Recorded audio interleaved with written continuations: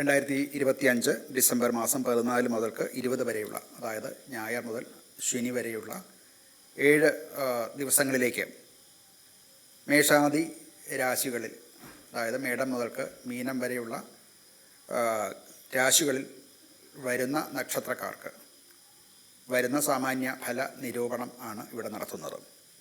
അടുത്തത് തുലാക്കൂറാണ്. ലിബ്ര എന്നാണ് ഇംഗ്ലീഷിൽ പേര്. ചിത്തിര അര. ചിത്തിരയുടെ അവസാനത്തെ 2 പാദം ചോതി, വിശാഖം, മുക്കാല്. വിശാഖത്തിൻ്റെ 1, 2, 3 പാദങ്ങൾ ചേർന്നതാണ് തുലാക്കൂറ്.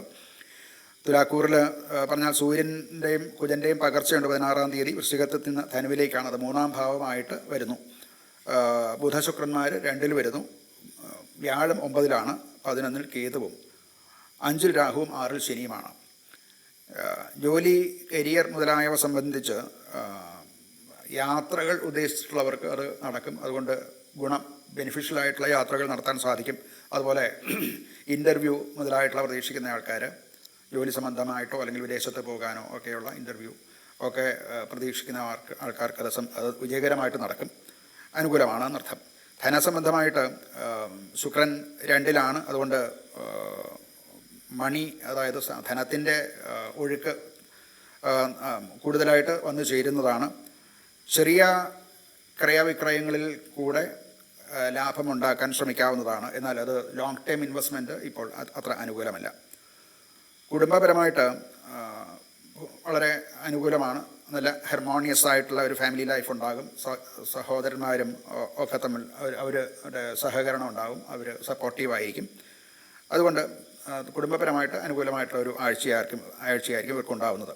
ആരോഗ്യ സംബന്ധമായിട്ട് തൊണ്ടയ്ക്ക് ചില കഫക്കെട്ട് മുതലായിട്ടുള്ളവ, അത് സംബന്ധിച്ച് ശബ്ദം സംബന്ധിച്ചോ മൂക്ക്, ശ്വസന പ്രക്രിയ മുതലായിട്ടുള്ളവ സംബന്ധിച്ചുള്ള രോഗങ്ങൾ വരാനുള്ള സാഹചര്യമുണ്ട്. അത് ഉള്ളവർക്ക് അത് കുറച്ച് കൂടാൻ സാധ്യതയുണ്ട്.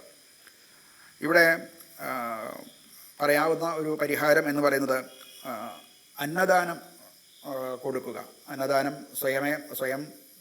സ്വന്തം ഗൃഹത്തിൽ ചെയ്യാൻ സാധിക്കാത്തവർക്ക് അന്നദാനം ഉള്ള ക്ഷേത്രങ്ങളിലോ മറ്റ് ദിക്കുകളിലോ ഒക്കെ ഉള്ളവർക്ക് ഉള്ള സ്ഥലത്ത് അതിന് തൻ്റേതായിട്ടുള്ള ഒരു ഡൊണേഷൻ കൊടുക്കാവുന്നതാണ്. അതുപോലെ ക്ഷേത്രത്തിൽ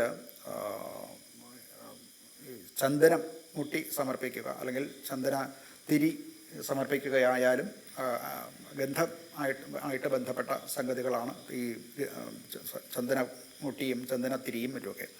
അതൊക്കെ സമർപ്പിക്കുന്നതും അനുകൂലമായിട്ടുള്ള ഫലം ഉണ്ടാക്കുന്നതാണ്.